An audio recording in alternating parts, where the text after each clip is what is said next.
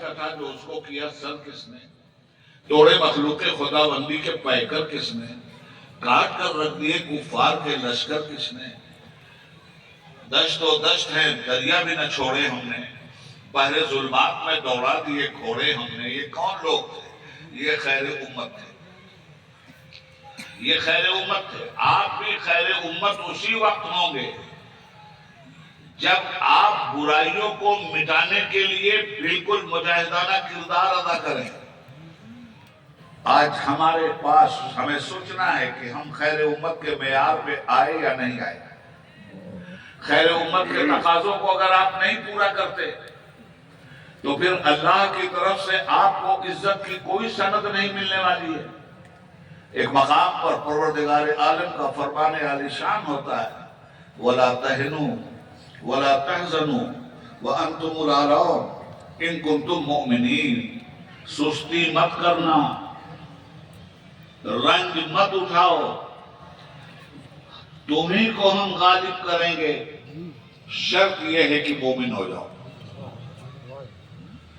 مومن اور مسلم کے فرق کو بھی ملاحظہ کیجیے۔ کلمہ پڑھ لیا، دائرہ اسلام میں داخل ہے، مگر مسلمان کے لیے ضروری نہیں ہے کہ وہ مومن بھی ہو۔ جو مومن ہے اس کے لیے ضروری ہے کہ وہ مسلم بھی ہو۔ زبان کہہ بھی دیا لا الہ تو کیا حاصل، نگاہ و دل جو مسلمان نہیں تو کچھ بھی نہیں۔ آج کے اس دور میں ہمیں اپنی ذمہ داری یہ تھی ہماری کہ مسلمانوں میں اصلاح معاشرہ کی ضرورت نہیں تھی۔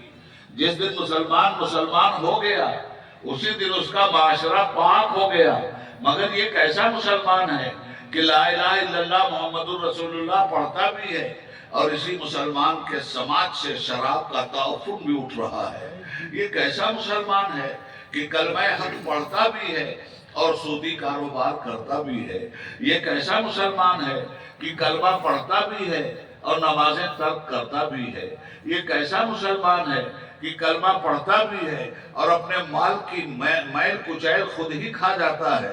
یہ کیسا مسلمان ہے کہ کلمہ پڑھتا ہے اور چغلخوری بھی کرتا ہے، کلمہ پڑھتا ہے اور شہزوری بھی کرتا ہے، کلمہ پڑھتا ہے اور چوری بھی کرتا ہے، کلمہ پڑھتا ہے اور نفاق بھی پیدا کرتا ہے، کلمہ پڑھتا ہے اور سماج کے اندر فساد کی آگ بھی لگاتا ہے۔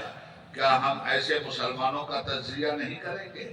آپ مسلمانوں کی صفوں میں اچھی طرح سے کھنگال کر دیکھیے کہ آپ کے پاس پرسنٹیج کیا ہے۔ اب میں ایک ایک پرسنٹیج کی طرف آتا ہوں۔ میں پہلے تعلیم کے پرسنٹیج کی طرف آؤں۔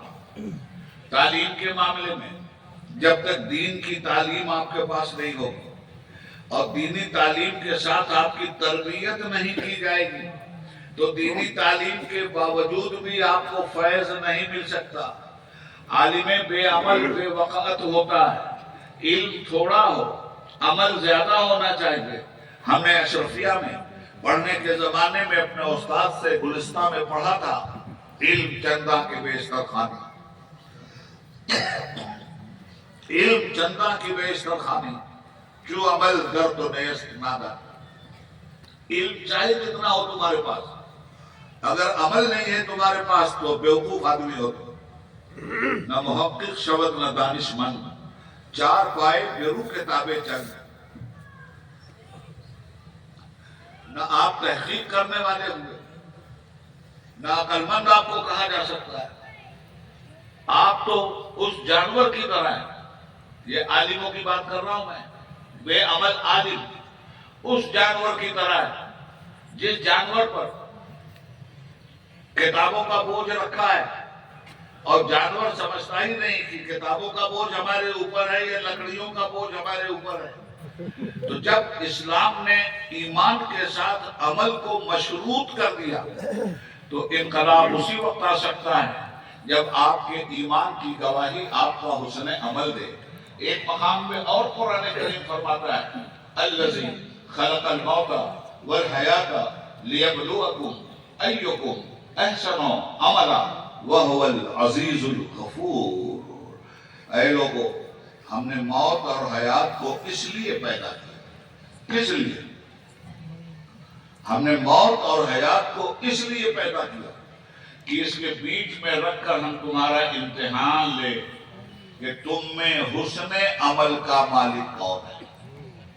ذمہ داریوں پہ بات کر رہا ہوں، حسن عمل یہاں کی ذمہ داری ہے، اور اسی کا اللہ رب العالمین آپ سے امتحان لے رہا ہے۔ اور اگر ہم نے یہ ذہن بنا لیا اور اس تصور باطل کے ساتھ ہم نے زندگی گزاری کہ جس دن ماں کے پیٹ سے برآمد ہوئے اسی دن ہم پیدا ہوئے، اور جس دن موت کی آغوش میں چل کر قبر میں مدفون ہو گئے ہم مر گئے، یہ تصور باطل ہے۔ سچائی یہ ہے کہ ماں کے پیٹ سے برآمد ہونا زندگی کی ابتدا نہیں ہے دوستو، اور موت کے دروازے سے قبر میں چلے جانا یہ بھی زندگی کی انتہا نہیں ہے۔ ماں کے پیٹ سے برآمد ہونے سے پہلے آپ زندہ تھے یا نہیں تھے؟ 9 مہینے کی زندگی جو پیٹ میں ماں کے گزری وہ زندہ کی زندگی تھی یا نہیں تھی؟ اسی زندگی میں آپ کو رزق مل رہا تھا یا نہیں مل رہا تھا؟ اسی دنیا میں آپ مگن تھے کہ نہیں تھے؟ یہ کہاں سے آپ نے سوچ لیا کہ ماں کے پیٹ سے برآمد ہوئے تو آج پیدا ہوئے، اور جس دن نبض ہستی ڈوب گئی اس دن ہم مر گئے؟ جی نہیں، آپ کچھ نہیں تھے، ہم بھی نہیں تھے، موت ہی موت تھی، کچھ بھی نہیں، صرف پروردگار تھا۔ اس نے ایک دن مشیت نے اس کی سوچا کہ اب میں کائنات کو پیدا کروں گا، کن فیکون، عدم میں تھے ہم، وجود میں لا دیا اس نے۔ ہم اپنی اصطلاح میں بولتے ہیں ایک ہے وجود، ایک ہے عدم۔ تو عدم کہتے ہیں کچھ نہ ہونے کو، وجود کہتے ہیں حضرت زندگی کو۔ تو جب زندگی اس نے دے دیا تو پھر کاہے کا مرنا؟ کون کہتا ہے کہ کوئی مر گیا؟ کوئی نہیں پھر مرنا۔ ہاں مرے ہوئے تھے، پیدا کر دیا، زندہ ہو گئے، اب کبھی بھی نہیں مرنا ہے، میں گارنٹی کے ساتھ بول رہا ہوں۔ اس لیے کہ جب اس نے پیدا کر دیا، وجود دے دیا، تو آپ کے وجود کو وہ موت کے گھاٹ نہیں اتارتا۔ کیوں؟ اس لیے کہ جب وجود دیا آپ نے تو اکیلے پشت آدم سے صرف آپ کو نہیں نکالا تھا، قیامت کی صبح تک پیدا ہونے والے ہر ذی نفس کو ایک ساتھ وجود بخشا تھا اور ایک ساتھ سب کو نکالا تھا۔ اور جس طرح یہ اجلاس عام آج ہے، یہ تو ہزاروں کا مجمع ہے۔ اللہ نے جب اجلاس عام بلایا تھا تو آدم سے لے کے صبح قیامت تک پیدا ہونے والے سب کو ایک ہی جگہ کھڑا کر دیا تھا۔ ماں بھی وہی تھی آپ کے بازو میں، آپ بھی تھے ماں کے بازو میں۔ نہ ماں دنیا میں آئی تھی نہ آپ دنیا میں آئے تھے، ماں بھی زندہ تھی، آپ بھی زندہ تھے، باپ بھی زندہ تھا، آپ بھی زندہ تھے۔ باپ دائیں طرف تو ماں بائیں طرف، بیٹا آگے تو بیٹی پیچھے، یہ سب کے سب ایک جگہ اللہ نے سب کو جمع کیا، اور جمع کرنے کے بعد فرماتا ہے اور خوب فرماتا ہے، ارشاد فرماتا ہے الستو بربکم، بتاؤ کیا میں تم لوگوں کا رب نہیں ہوں؟ یہ کس سے کہا تھا اور کب کہا تھا؟ الستو بربکم، کیا میں تمہارا رب نہیں ہوں؟ قالوا بلا شہدنا، ہم سب نے ایک آواز سے کہا تھا پروردگار ہم تجھے پہچان گئے، اے زمین کا بچھونا بچھانے والے ہم تجھے پہچان گئے۔ الم نجعل الارض مہادا والجبال اوتادا وخلقناکم ازواجا وجعلنا نومکم سباتا وجعلنا اللیل لباسا وجعلنا النہار معاشا، اے کائنات عالم میں انسان کو باشعور ہستی بنا کے پیدا کرنے والے اس انسان نے تجھے پہچانا اور تیری ربوبیت کا اعتراف کیا۔ ماں بھی وہی یہ بول رہی تھی، باپ بھی وہی بول رہا تھا، پیدا کیا سب کو ایک ساتھ، مگر مشیت یہ ہوئی کہ بھیجیں گے دنیا میں اسٹیپ بائی اسٹیپ۔ پہلے باپ کو بھیجیں گے، پھر بیٹے کو بھیجیں گے، پہلے ماں کو بھیجیں گے، پھر بیٹی کو بھیجیں گے۔ اس طرح ارتقاء نسل انسانی کا سلسلہ جاری رہے گا۔ خیر یہ بڑا فلسفہ ہے، پھر کبھی عرض یہ کرنا چاہتا ہوں کہ اب ہماری پیدائش کے مقصد کو قرآن بیان کرتا ہے اور ہماری ذمہ داری ارشاد ربانی ہوتا ہے الذی خلق الموت والحیات لیبلوکم ایکم احسن عملا، ہم نے موت اور حیات کو اس لیے پیدا کیا کہ اس کے بیچ میں رکھ کر تمہارا امتحان لیں کہ تم میں حسن عمل کا مالک کون ہے۔ معلوم یہ ہوا کہ پرچہ دے دیا گیا، ذمہ داری کا پرچہ۔